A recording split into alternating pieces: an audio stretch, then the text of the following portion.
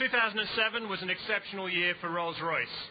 Our sales were up around 25% around the world, and we celebrated this success with the 5th successive year of growth since the institution of the new company.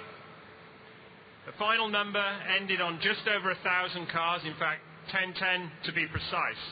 And again, I think that set a new milestone for this great brand in its 103rd year.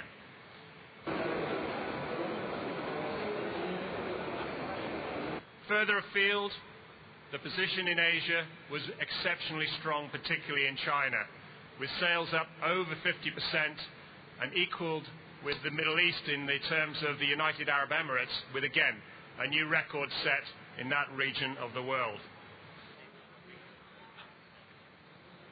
At Goodwood, the work continues apace.